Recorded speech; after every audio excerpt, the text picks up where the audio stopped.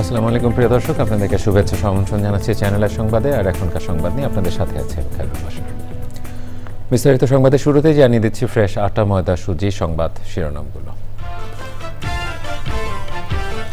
ফিলিস্তিনকে রাষ্ট্র হিসেবে স্বীকৃতি দিল যুক্তরাজ্য, কানাডা, অস্ট্রেলিয়া। দ্বিরাষ্ট্রের মাধ্যমে শান্তি প্রতিষ্ঠার চেষ্টা, বলছেন বিশ্ব নেতারা। জুলাই সনদ বাস্তবায়নের পথ খুঁজছে বিশেষজ্ঞ কমিটি। গণভোট ও সাংবিধানিক আদেশ নিয়ে রাজনৈতিক দলগুলো দূরত্ব, রাজনৈতিক কৌশল মন্তব্য। গণহত্যার জন্য শেখ হাসিনার শাস্তি ও আওয়ামী লীগের বিচার চাইলেন নাহিদ ইসলাম। দল হিসেবে বিচারের সিদ্ধান্ত এখনো হয়নি, জানালেন চিফ প্রসিকিউটর। চূড়ান্ত হল standard Charter Channel Agro award 2025 পুরস্কার তালিকা। 400-র বেশি আবেদন থেকে সেরাদের সেরা নির্বাচিত। মৎস্য ও চিংড়ি খাতের প্রযুক্তিগত উন্নয়নে কক্সবাজারের সেন্টার অব এক্সেলেন্স উদ্বোধন। উৎপাদনশীলতা বাড়বে প্রত্যাশা। এবং সবুজের সাজায় বাংলাদেশ স্লোগানে সন্দ্বীপে প্রকৃতি ও জীবন ক্লাবের বৃক্ষরোপণ। অভিঘাত মোকাবেলা ও অভিযোজন নিশ্চিতে সহায়ক হওয়ার প্রত্যাশা।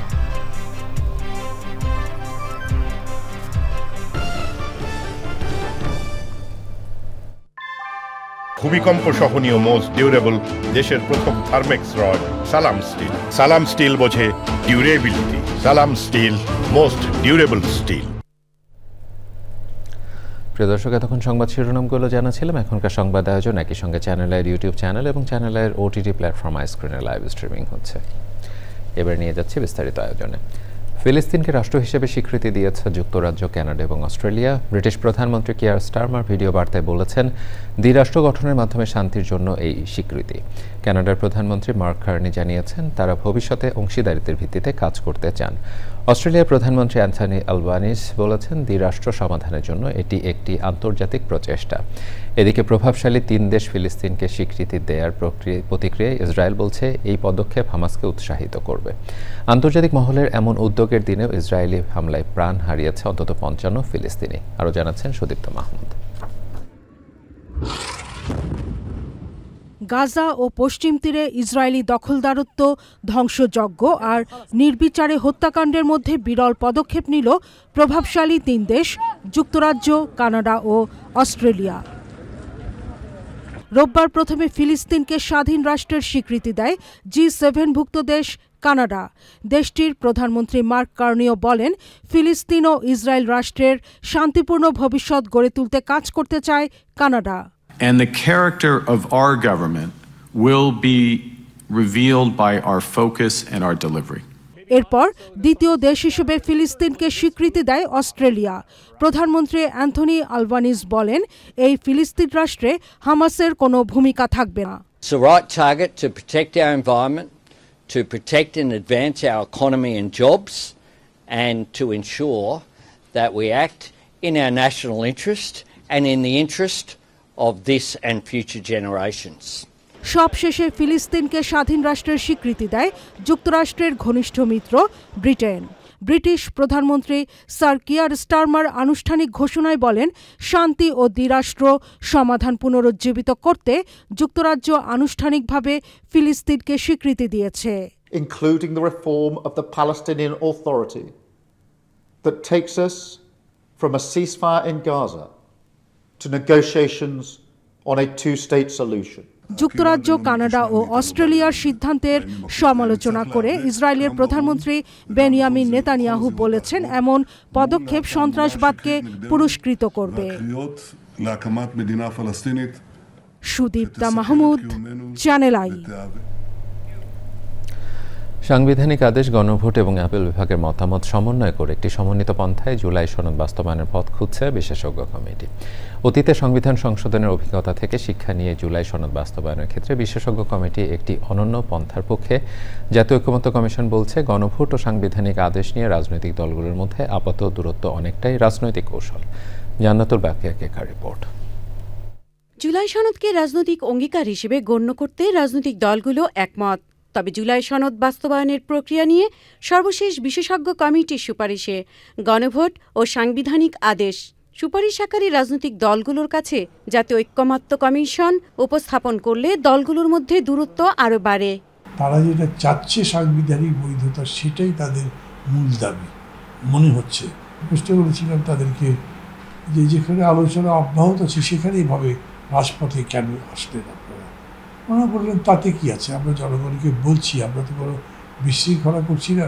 গত 17 সেপ্টেম্বর বিশেষজ্ঞ কমিটির সুপারিশ অনুযায়ী সাংবিধানিক আদেশ উপস্থাপনের পর এর এখতিয়ার নিয়ে দলগুলোর মধ্যে মতপার্থক্য দেখা দেয়। ফলে আবারও বিশেষজ্ঞ কমিটির মতামত নিচ্ছে জাতীয় ঐক্যমত্য কমিশন। জুলাই সনদে কিছু কিছু সংস্কারের কথা আছে যেগুলো খুবই মৌলিক এবং এগুলো আমাদের বর্তমান সংবিধানের মূল কাঠামোকে পরিবর্তন করবে। 142 ধারায় সংবিধান সংস্কার করে আপনি সংবিধানের মূল কাঠামো পরিবর্তন করতে পারেন না। সেই কনটেক্সট থেকে আমরা যেই গণভোটের কথা বলছি এটা খুবই তাৎপর্যপূর্ণ। বিশেষজ্ঞ কমিটির এই সদস্য বলছেন, জুলাই সনদ বাস্তবায়নের বিষয়টি পুরোপুরি রাজনৈতিক হলেও জটিলতা নিরসনে আইনগত সমাধানের জন্য আপিল বিভাগের মতামত নেওয়ার সুপারিশ করা হবে। যেহেতু বর্তমানের সরকারের কর্তৃত্বের ধরন এবং এর ব্যাপকতা এবং এটা কতটা সুদূর প্রসারী সেটা নিয়ে প্রশ্ন এবং বিতর্ক হতে পারে। সেই কারণে আমরা বলেছি যে আদেশ দিলেই যে হয়ে যাচ্ছে তা না, কাজেই আদেশকে শেষ পর্যন্ত জনগণের কাছে নিয়ে যেতে হবে। জাতীয় ঐক্যমত্য কমিশন বলছে, অক্টোবরের প্রথম দিকে তারা আবারও দলগুলোর সাথে বৈঠক করবে। সাংবিধানিক আদেশ দেওয়ার সরকারের এখতিয়ার নাই বলে বলেছে তারা বিশেষজ্ঞ। তারা সুপারিশ করেছেন যে সিওর মাধ্যমে এটা করার, এবং তারা মনে করে যে এটা সাংবিধানিক হবে। রাজনৈতিক দলগুলোর মতপার্থক্য কমানোরও চেষ্টা করছে commission. Jannatul বাকিয়া Keka, channel I, Dhaka. July আগস্টে গণহত্যার জন্য শেখ হাসিনা সহ 3 জনের কঠোর শাস্তি চেয়েছেন এনসিপির আহ্বায়ক নাহিদ ইসলাম। একই সাথে ওই অপরাধের জন্য দল হিসেবে আওয়ামী লীগের বিচার করতে হবে বলে দাবি করেন তিনি। চিফ প্রসিকিউটর তাজুল ইসলাম বলেছেন, ওই অপরাধের জন্য দল হিসেবে আওয়ামী লীগের বিচার করার বিষয়ে এখনও সিদ্ধান্ত নেননি তারা। মাঝার রহমানের রিপোর্ট। মানবতাবিরোধী অপরাধের মামলায় শেখ হাসিনা সহ 3 জনের বিরুদ্ধে এনসিপির আহ্বায়ক নাহিদ ইসলাম সাক্ষ্য দেওয়ার পর তাকে জেরা করেন স্টেট ডিফেন্স আইনজীবী। বিগত সরকারের পতন নিয়ে নাহিদ ইসলামকে প্রশ্ন করা হলে এ নিয়ে আপত্তি জানায় প্রসিকিউশন। তবে প্রশ্নের প্রাসঙ্গিকতা থাকায় তা গ্রহণ করে আদালত। জেরা শেষে আসামি ও আওয়ামী লীগের বিচার নিয়ে কথা বলেন সাক্ষী। যারা আসামি তাদের যাতে কঠোর শাস্তি প্রদান করা হয়, এবং শেখ হাসিনা যেহেতু দলীয় প্রধান এবং রাজনৈতিকভাবে ক্ষমতা নিরঙ্কুশ করতে, ক্ষমতায় টিকে থাকতে জনগণের বিরুদ্ধে গিয়ে তাকে জনগণকে হত্যার সিদ্ধান্ত তিনি নিয়েছিলেন। ফলে এটা আওয়ামী লীগের সংগঠিত অপরাধ। রাজনৈতিকভাবে আওয়ামী লীগকে দল হিসেবে বিচারের আওতায় দ্রুত সময়ের মধ্যে আনা উচিত। তার বিরুদ্ধে এক দফা ঘোষণা করাটা, তাকে উৎখাত করার প্রস্তুতি নেওয়াটা বৈধ। এখানে কোনো ষড়যন্ত্রের কিছু নাই, এটা জনগণের পক্ষ থেকে বৈধ ছিল। আওয়ামী লীগের বিচার নিয়ে নাহিদ ইসলামের বক্তব্যের পরিপ্রেক্ষিতে কথা বলেন চিফ প্রসিকিউটর। ব্যক্তির বিরুদ্ধে যে সমস্ত সাক্ষ্য প্রমাণ আসছে, সেই সব সাক্ষ্য প্রমাণের মধ্যেও দল হিসাবে সেই সময়ের ক্ষমতাসীন যে দল ছিল আওয়ামী লীগ, তার সহযোগী সংগঠন হিসাবে যুবলীগ, ছাত্রলীগ, স্বেচ্ছাসেবক লীগ, 14 দল, তাদের সম্পৃক্ততার অকাট্য প্রমাণ কিন্তু আদালতে আসছে। সুতরাং এই সিদ্ধান্ত নেবার সুযোগ আছে। আমরা এখনো সিদ্ধান্ত নেই, দেখা যাক, আমরা এটা নিয়ে ভাবব। এরপর সাক্ষ্য দিয়েছেন ঢাকা বিশ্ববিদ্যালয়ের সাবেক শিবির নেতা ও আপ বাংলাদেশের আহ্বায়ক আলী আহসান মোহাম্মদ জুনায়েদ। এদিকে রংপুরে আবু সাইদ মামলায় আসামিদের বিরুদ্ধে সাক্ষ্য দিয়েছেন আয়ান নামে প্রত্যক্ষদর্শী একজন। মাঝড়ক মান্না, চ্যানেল আই, ঢাকা। অন্তর্বর্তী সরকারের প্রধান উপদেষ্টা অধ্যাপক মোহাম্মদ ইউনূস জাতিসংঘ সাধারণ পরিষদের ৮০তম অধিবেশনে যোগ দিতে আজ রাতে যুক্তরাষ্ট্রের নিউ ইয়র্কের উদ্দেশ্যে ঢাকা ছাড়বেন। সফরসূচি অনুযায়ী তিনি ২২শে সেপ্টেম্বর নিউ ইয়র্কে পৌঁছবেন এবং ২৬শে সেপ্টেম্বর সাধারণ পরিষদের অধিবেশনে ভাষণ দেবেন। এছাড়া প্রধান উপদেষ্টা একাধিক উচ্চ পর্যায়ের বৈঠকে অংশ নেবেন এবং গুরুত্বপূর্ণ বিভিন্ন বৈশ্বিক অনুষ্ঠানে উপস্থিত থাকবেন। প্রধান উপদেষ্টা তার ভাষণে বিগত ১ বছরে অন্তর্বর্তী সরকারের সংস্কারমূলক উদ্যোগ, ২০২৪ সালের জুলাই গণ অভ্যুত্থানের প্রত্যাশা এবং ২০২৬ সালের ফেব্রুয়ারির অবাধ, সুষ্ঠু ও অংশগ্রহণমূলক নির্বাচন আয়োজনের দৃঢ় অঙ্গীকার বিশ্ব নেতাদের সামনে তুলে ধরবেন। সফরে প্রধান উপদেষ্টার সঙ্গে ৪ জন রাজনৈতিক নেতা থাকছেন। তারা হলেন বিএনপি মহাসচিব মির্জা ফখরুল ইসলাম আলমগীর, জামাতে ইসলামের নায়েবে আমির সৈয়দ আবদুল্লাহ মোহাম্মদ তাহের, জাতীয় নাগরিক পার্টি এনসিপি সদস্য সচিব আক্তার হোসেন এবং বিএনপির ভারপ্রাপ্ত চেয়ারম্যান তারেক রহমানের পররাষ্ট্র বিষয়ক উপদেষ্টা হুমায়ুন কবির। বিএনপি মহাসচিব মির্জা ফখরুল ইসলাম আলমগীরের সঙ্গে বৈঠক করেছেন ব্যবসায়ী নেতারা। বিকেলে বিএনপি চেয়ারপারসনে গুলশান কার্যালয়ে বিজেএমইএর সভাপতি সহ অন্য ব্যবসায়ীরা বৈঠকে অংশ নেন। বিএনপির স্থায়ী কমিটির সদস্য আমির খসরু মাহমুদ চৌধুরীও বৈঠকে ছিলেন। বৈঠক শেষে জানানো হয় ব্যবসায়ীদের নিরাপদ বিনিয়োগ সহ বিভিন্ন বিষয়ে কথা হয়েছে।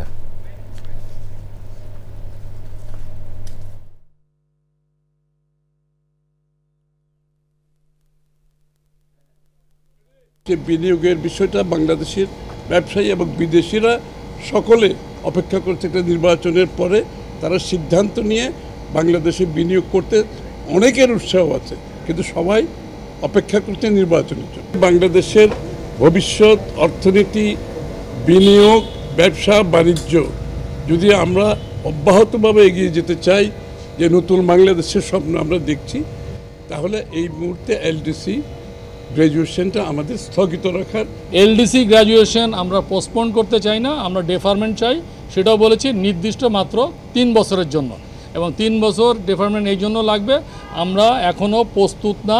এর মধ্যে একটা আছে ফলসিফাইড যে ডাটার ভিত্তিতে করা হয়েছিল, এটা হচ্ছে মূল বিষয় হচ্ছে আমাদের ইনফ্রাস্ট্রাকচার এখনও রেডি না। মহালয়ার মধ্য দিয়ে আনুষ্ঠানিকভাবে শুরু হলো সনাতন ধর্মাবলম্বীদের সবচেয়ে বড় উৎসব শারদীয় দুর্গা পূজা। ভক্তদের প্রত্যাশা মর্তলোকে এসে দেবী দুর্গা অশুভ শক্তির বিনাশ করবেন।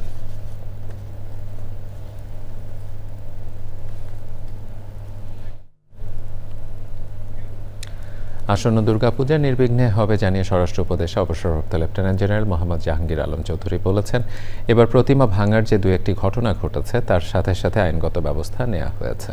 তিনি বলেন 24শে সেপ্টেম্বর থেকে আইন শৃঙ্খলা রক্ষাকারী বাহিনী পূজা মণ্ডপ পাহারায় থাকবে। আইন শৃঙ্খলা সংক্রান্ত উপদেষ্টা পরিষদ কমিটির সভায় আসন্ন পূজা নিরাপত্তা, জাতীয় নির্বাচন, রোহিঙ্গা, মাদক ও চোরাচালান সহ বিভিন্ন বিষয়ে আলোচনা হয়েছে। সভা শেষে স্বরাষ্ট্র উপদেষ্টা আরও বলেন, নির্বাচন আসলে 2-1টা ছোটখাটো ঘটনা ঘটে। নির্বাচন শান্তিপূর্ণ উৎসব মুখর পরিবেশে হবে বলে আশা প্রকাশ করেন স্বরাষ্ট্র উপদেষ্টা।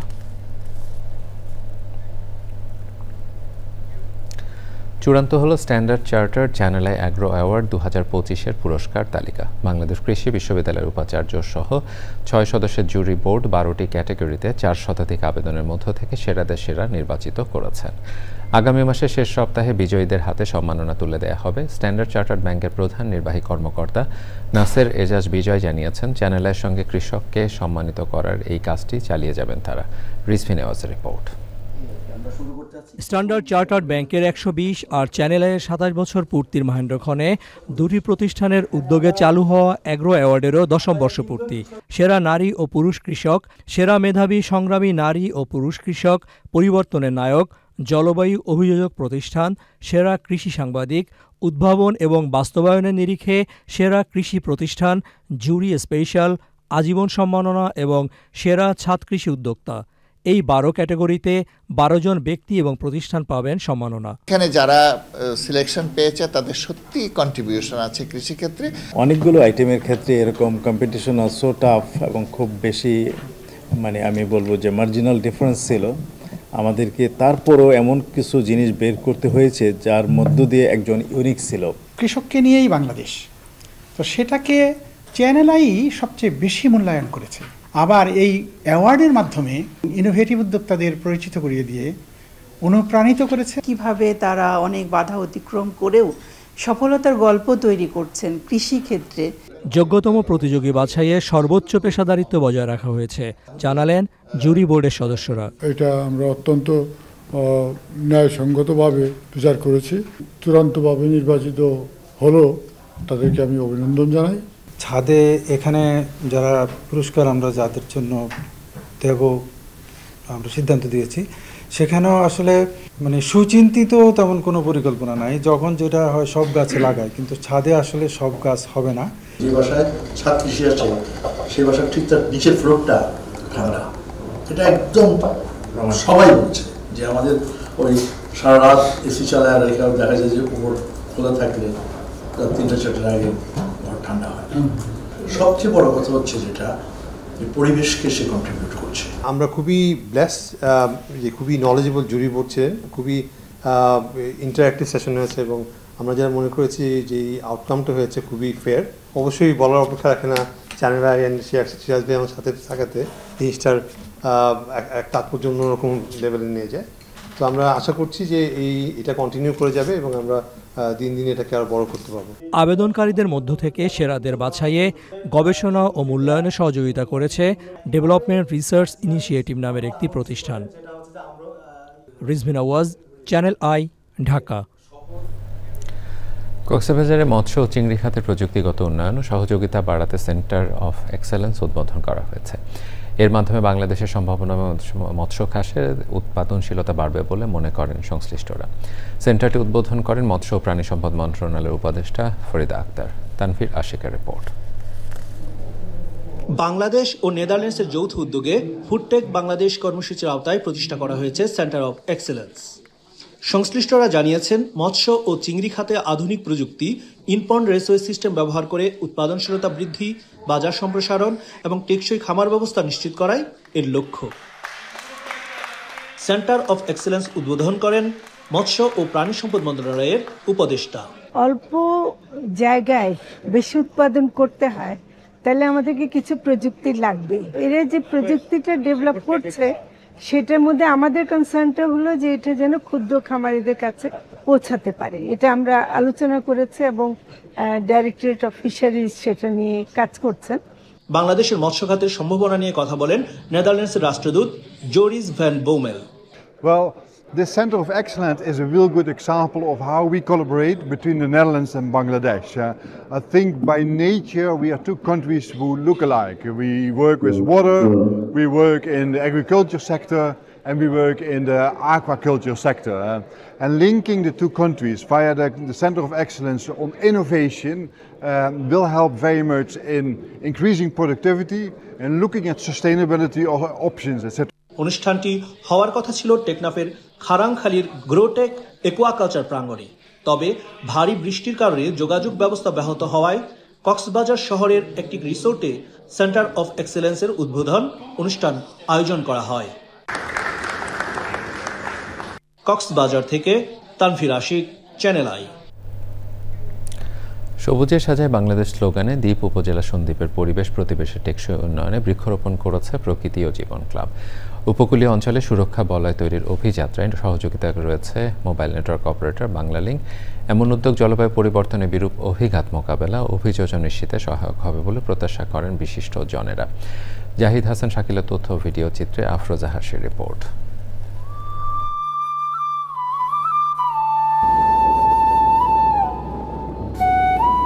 চারদিকে সাগরের অথই জলরাশি আর মাঝখানে সবুজে মোড়া একখণ্ড ভূমি সন্দ্বীপ।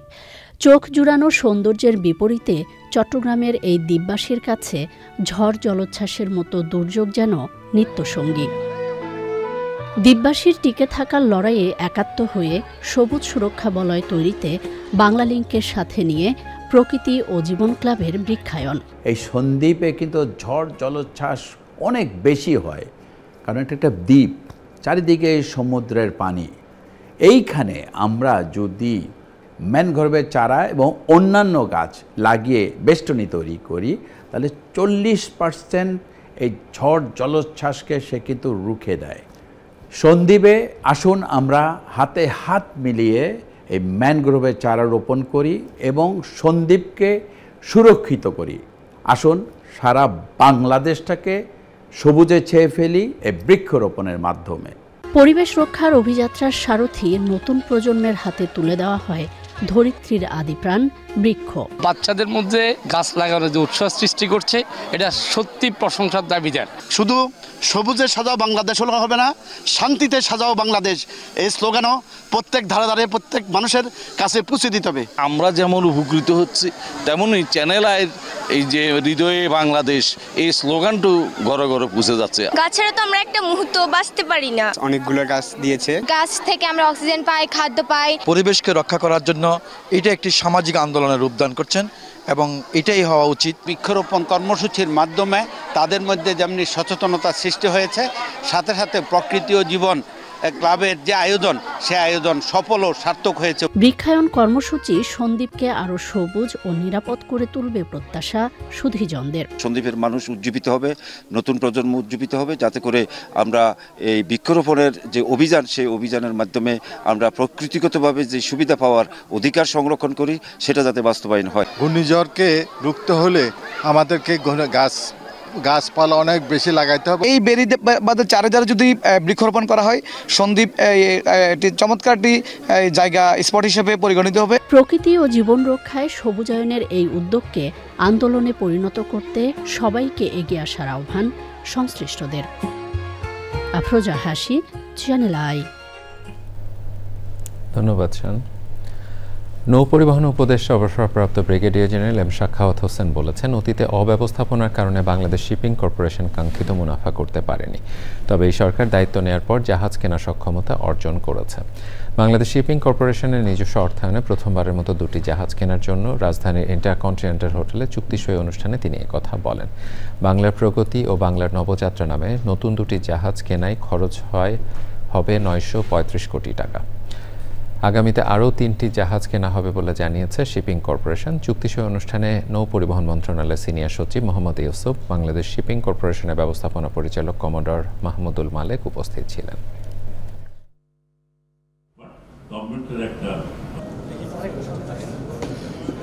ইমিডিয়েটলি যদি এখন কেউ এলসি খোলেন কেনার জন্য, তাহলে তাকে ওই ব্যাটটা দিতে হবে না। যখন এটা 1 বছরের জন্য, এটা বছর বছর রিভিউ হবে। বিএসসি একসময় দুর্নীতি আখড়া বলে পরিচিত ছিল, তো এবং দক্ষ পরিচালনা, এবং এটাই কিন্তু সবচেয়ে বড় একটা কোম্পানি রান করে কিন্তু তার দক্ষ পরিচালকদের দ্বারা।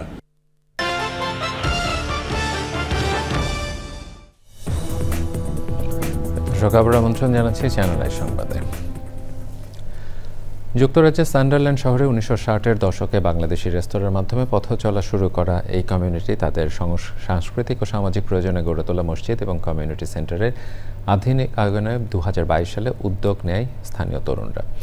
আওয়াজ প্যানেল নামে একদল তরুণ স্বেচ্ছাশ্রমের ভিত্তিতে এই কাজ করছেন। যুক্তরাজ্য থেকে মোহাম্মদ আলমগীরের রিপোর্ট। যুক্তরাজ্যের সান্ডারল্যান্ড শহরে বাংলাদেশি কমিউনিটির 25 বছর পূর্তি উপলক্ষে রজত জয়ন্তী উদযাপন 1.3 মিলিয়ন পাউন্ড ব্যয়ে আধুনিকায়িত কমিউনিটি সেন্টারের উদ্বোধন হয়েছে। সান্ডারল্যান্ড সিটির লর্ড মেয়র ব্রিটিশ বাংলাদেশি বংশোদ্ভূত এহতেশাম হক, ম্যানচেস্টারে নিযুক্ত বাংলাদেশের সহকারী হাইকমিশনার মোহাম্মদ জুবায়েদ হোসেন যৌথভাবে কেন্দ্রটি উদ্বোধন করেন। ইউকে গভর্নমেন্টের ইউথ ইনভেস্টমেন্ট তহবিল থেকে কেন্দ্রের ম্যানেজার আবু শামা ও তার সহকর্মীদের অভিজ্ঞতা এবং বর্তমান ম্যানেজমেন্ট কমিটি সৈয়দ মুসাদ্দিক আহমেদ, মোহাম্মদ শাহিন, মল্লিক শহীদ মিয়া সহ তাদের সহকর্মীর অক্লান্ত পরিশ্রমের সাফল্যের সাথে সম্পন্ন হয় এই প্রকল্প। রজত জয়ন্তী উদ্বোধনী অনুষ্ঠানে সঞ্চালনার দায়িত্ব পালন করেন মোহাম্মদ শাহিন ও ক্রীড়া সম্পাদক সৈয়দ মুয়াজ্জিল আলী। ম্যানচেস্টারে নিযুক্ত বাংলাদেশের সরকারের সহকারী হাইকমিশনার মোহাম্মদ জুবাইর হোসেন বলেন, দীর্ঘ 25 বছর ধরে সেবা দিয়ে আসা এই সেন্টারটিতে এখন স্বাস্থ্যসেবা, শিক্ষা কার্যক্রম, যুবকদের জন্য ফুটবল প্রশিক্ষণের ব্যবস্থা রয়েছে। তারা এই সেন্টারটার উপযুক্ত ব্যবহার করবেন, তাদের দৈনন্দিন কাজে প্রশিক্ষণ থেকে শুরু করে যারা এজেড পিপল আছে তাদের জন্য ব্যবস্থা আছে, এখানে বাচ্চাদের জন্য আছে।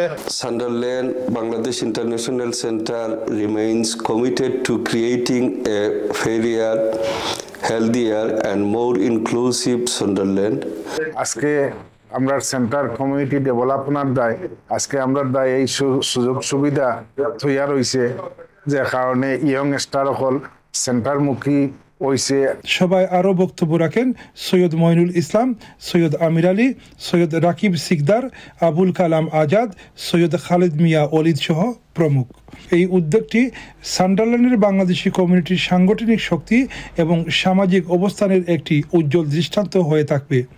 যুক্তরাজ্যের সান্ডারল্যান্ড থেকে মোহাম্মদ আলমগীর, চ্যানেল আই। সাবেক ভূমিমন্ত্রী সাইফুজ্জামান চৌধুরী জাভেদের লুকিয়ে রাখা 23 বস্তা বিভিন্ন ধরনের নথিপত্র উদ্ধার করেছে দুর্নীতি দমন কমিশন দুদক। ভূমিমন্ত্রীর স্ত্রী রুকমিলা জামানের গাড়ি চালকের প্রতিবেশী চট্টগ্রামের আগ্রাবাদ এলাকার বাসা থেকে 23 বস্তা নথি জব্দ করে দুদকের এনফোর্সমেন্ট টিম। এদিকে 25 কোটি টাকা আত্মসাৎ মামলায় সাবেক ভূমিমন্ত্রী সাইফুজ্জামান সহ তার স্ত্রী রুকমিলা জামানের বিরুদ্ধে ইন্টারপোলের রেড নোটিশ জারির আদেশ দিয়েছেন আদালত। বিকেলে সংস্থা প্রধান কার্যালয়ে ব্রিফিংয়ে নিয়ে বিস্তারিত তুলে ধরেন দুদক মহাপরিচালক আক্তার হোসেন। দুদক জানিয়েছে নথিগুলো এখনও যাচাই বাছাই চলছে।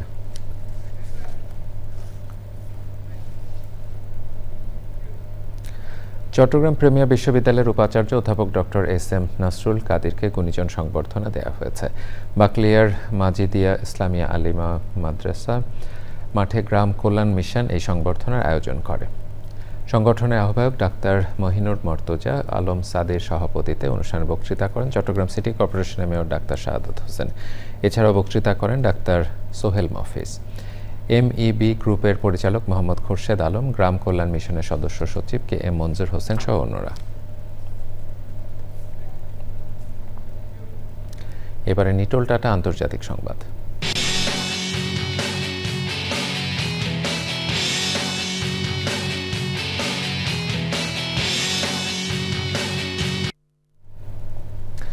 নেদারল্যান্ডসের হেগে অভিবাসন বিরোধী বিক্ষোভকারীদের সঙ্গে পুলিশের সংঘর্ষে 2 পুলিশ আহত হয়েছেন। গ্রেপ্তার করা হয়েছে অন্তত 30 জনকে। প্রায় 1,500 বিক্ষোভকারী মহাসড়ক অবরোধ করে পুলিশের গাড়িতে আগুন ধরিয়ে দেয়। ডানপন্থী এক কর্মীর ডাকা কর্মসূচি থেকে মধ্যম বামপন্থী D66 দলের সদর দপ্তরে জানালা ভেঙে ফেলে বিক্ষোভকারীরা।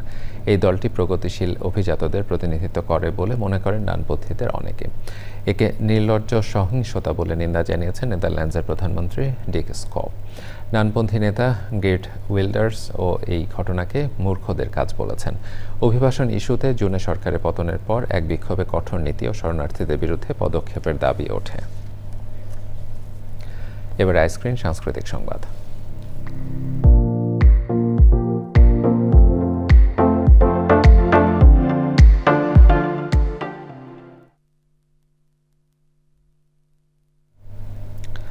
বাংলাদেশ শিল্পকলা একাডেমির মহাপরিচালক পদে নিয়োগ পেয়েছেন কবি রেজাউদ্দিন স্টালিন।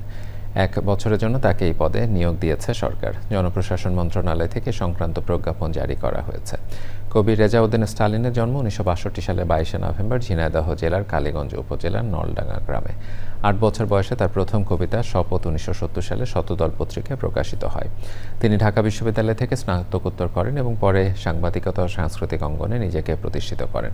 কবিতায় অবদানের জন্য রেজাউদ্দিন স্টালিন 2006 সালে বাংলা একাডেমি সাহিত্য পুরস্কার লাভ করেন।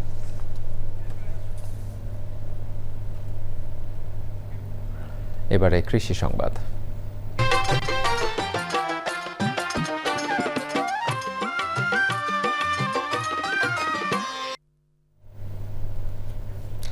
এবছর ঢাকা জেলার ধামরাইয়ে রোপা আমন চাষে কৃষক ভালো ফলনের আশা করছেন। পর্যাপ্ত বৃষ্টিপাত ও অনুকূল আবহাওয়ায় গত বছরের ক্ষতি পুষিয়ে নিতে সাহায্য করবে বলে মনে করছেন চাষিরা।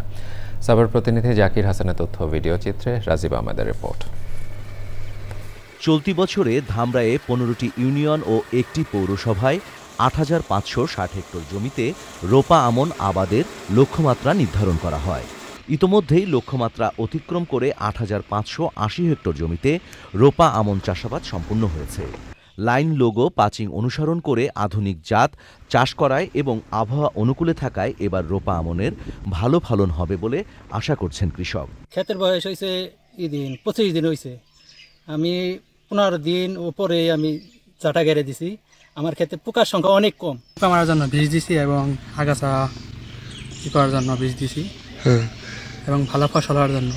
সীমিত পরিসরে কৃষকদের বিনামূল্যে সার ও ভালো মানের বীজ সরবরাহ করেছে এবং সঠিক পরামর্শ দিয়ে সহায়তা করছে কৃষি বিভাগ। আমরা কৃষকদের নিয়মিত পরামর্শ দিয়ে থাকি পার্চিং করার জন্য। পার্চিং করলে পাখি বসে এখানে পোকামাকড়ের সংখ্যা কমে যায়। বিশেষ করে ফিঙ্গে পাখি এবং শালিক পাখি আপনার ওই মাজরা পোকার মত্রাকে ধ্বংস করে এবং এবছর বৃষ্টি বেশি হওয়ায় আবাদ বেশি হয়েছে এবং ধানের ফলনটা অনেক বেশি।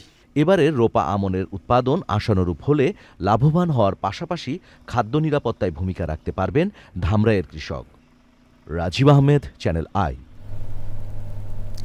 এবারে প্রকৃতি সংবাদ।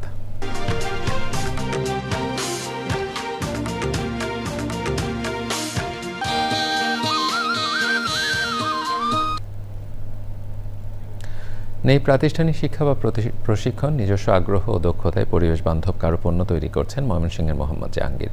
নারিকেলের খোসা কিংবা বাঁশের কারুপণ্যে তাক লাগিয়েছেন তিনি। এতে বাড়তি আয়ে জাহাঙ্গীরের পারিবারিক সচ্ছলতা যেমন ফিরেছে, তেমনি অনুপ্রেরণা পাচ্ছেন স্থানীয়রা। শেখ মহিউদ্দিন আহমেদের তথ্য ভিডিও চিত্রে আফরোজা হাসির রিপোর্ট। উঠোন জুড়ে সাজানো কলমদানি, ফুলের টব, পানির বোতল সহ হরেক রকমের পরিবেশ বান্ধব কারুপণ্য। ফেলে দেওয়া নারিকেলের খোসা কিংবা বাঁশ, কাঠ দিয়ে এসব শৌখিন পণ্য তৈরি করেছেন সদর উপজেলার মন্তলা গ্রামের রিকশা চালক জাহাঙ্গীর। মাধ্যমিকের গণ্ডি না পেরোনো জাহাঙ্গীর যখন দারিদ্র্যের কষাঘাতে জর্জরিত, তখন জীবনযুদ্ধে কাজে লাগান নিজস্ব দক্ষতা। উদ্যোক্তা হতে পারতাম, এটা আমার স্বপ্ন আর কি। ঠিক আছে, যে 2-10 জন মানুষ একটা কাজের জায়গা তৈরি হবে, 10 জন মানুষ কাজ করবো, হয়তো আমার ইনকাম না হোক, কিন্তু 10 জন মানুষ তো কাজ করতেছে, এইটাই আমার কাছে একটা প্রাপ্তি। তো যখন এই কাজগুলো মানুষের সামনে আসলো, সবাই দেখলো, তারপর থেকে আমার আগ্রহ বাড়লো, অনেকে বলে ভালো হয়েছে। এর জন্য আমি এখন ওর সাথে ওকে যতটুকু পারি হেল্প করি। বেকারত্ব দূরীকরণে অনুপ্রেরণা জাহাঙ্গীরের এমন সফলতা। জেলা থেকে কুটির শিল্প আছে, তা যদি একটু নজর দেয় তাহলে এটা অগ্রগতি হওয়ার সম্ভাবনা থাকতে পারে। গর্বের বিষয়, যেহেতু সুন্দর সুন্দর জিনিস তৈরি করে, উনি যদি ক্ষুদ্র সহযোগিতা পায় তাহলে আমাদের মতো তরুণ উদ্যোক্তা আরো ঘরে ঘরে তৈরি হবে, এইসব কাজ উদ্বুদ্ধ হবে। প্রশিক্ষণ ও সহজ শর্তে ব্যাংক ঋণ পেলে দেশের গণ্ডি পেরিয়ে বিদেশেও পরিবেশ বান্ধব এসব পণ্য রপ্তানির স্বপ্ন দেখেন জাহাঙ্গীর।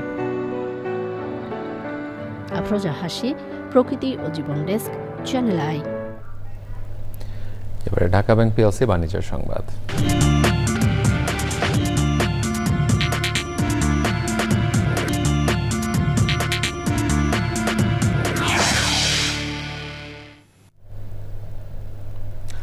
উদ্যোগ নিতে অনিচ্ছা ও বিনিয়োগে বাধার কারণে গার্মেন্টস শিল্প ছাড়া অন্য কোনো খাত মার্কিন শুল্ক ছাড়ে সুবিধা নিতে পারেনি বলে মন্তব্য করেছেন বাণিজ্য উপদেষ্টা শেখ বশিরউদ্দিন।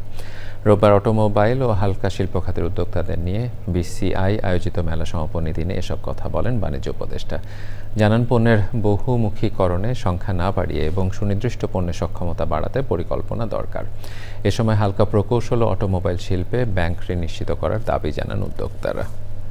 রাজশাহী বিশ্ববিদ্যালয়ে পূর্ণ দিবস কর্মবিরতি পালন করেছেন শিক্ষক, কর্মকর্তা ও কর্মচারীরা। সকাল 10টা থেকে রাজশাহী বিশ্ববিদ্যালয়ের সিনেট ভবনের সামনে অবস্থান নিয়ে কর্মবিরতি পালন করেন তারা।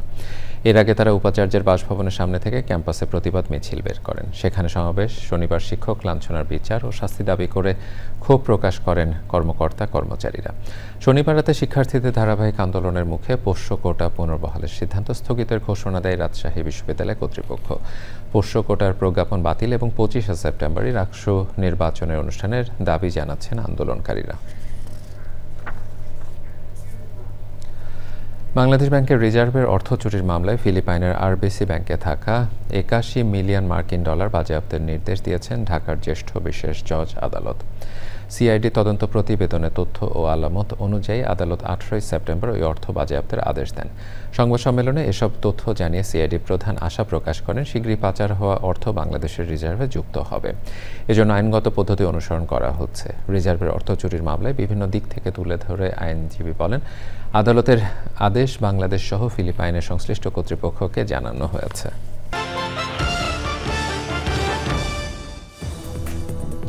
প্রিয় দর্শক, আবার আমন্ত্রণ জানাচ্ছি চ্যানেল আই সংবাদে। নারী ও প্রান্তিক জনগোষ্ঠীর জন্য অন্তর্ভুক্তিমূলক ন্যায় বিচারের প্ল্যাটফর্ম হিসেবে গ্রাম আদালতে ব্যাপক প্রচারের আহ্বান জানিয়েছেন বিশিষ্টজনেরা।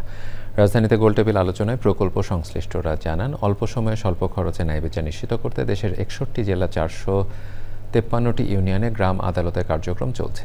জনসচেতনতা বাড়ানোর মধ্য দিয়ে উদ্যোগটিকে আরও কার্যকর করে তুলতে গণমাধ্যমকে জোরালো ভূমিকা পালনের তাগিদ দেন তারা। স্থানীয় সরকার বিভাগ, ইউরোপীয় ইউনিয়ন এবং ইউএনডিপির এই আয়োজনে প্রধান অতিথি ছিলেন মহিলা ও শিশু বিষয়ক মন্ত্রণালয়ের সিনিয়র সচিব মমতাজ আহমেদ।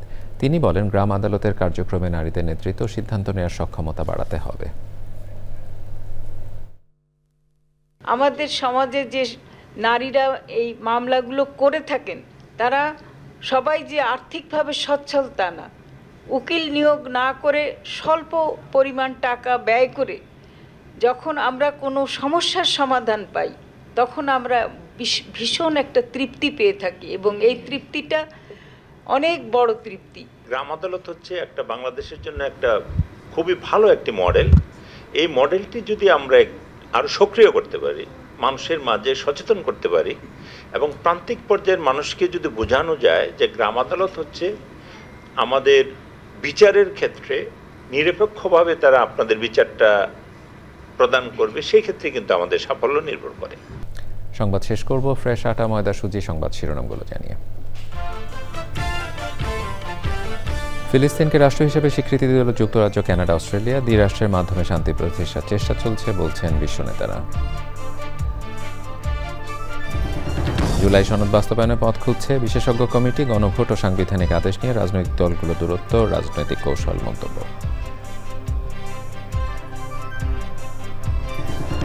গণহত্যার জন্য শেখ হাসিনা শাস্তি, আওয়ামী লীগের বিচার চাইলেন নাহিদ ইসলাম। দল হিসেবে বিচারের সিদ্ধান্ত এখনো হয়নি জানালেন চিফ প্রসিকিউটর। চূড়ান্ত হলো Standard Charter Channel Agro Award 2025-এর পুরস্কার তালিকা। 400 বেশি আবেদন থেকে সেরাদের সেরা নির্বাচিত।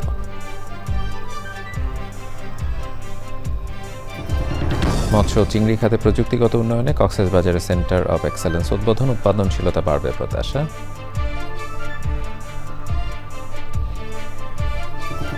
এবং সবুজে সাজায় বাংলাদেশ স্লোগানে সন্দ্বীপে প্রকৃতি ও জীবন ক্লাবের বৃক্ষরোপণ। অভিঘাত মোকাবেলা, অভিযোজন নিশ্চিতে সহায়ক হওয়ার প্রত্যাশা।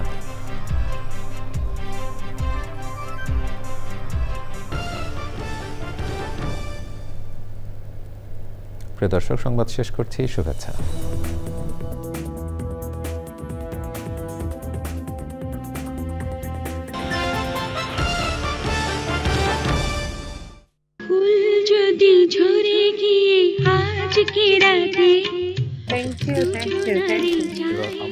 সাবিনা ইয়াসমিনের কণ্ঠে যে আবেগ, তা যেন এক শাশ্বত বাংলা।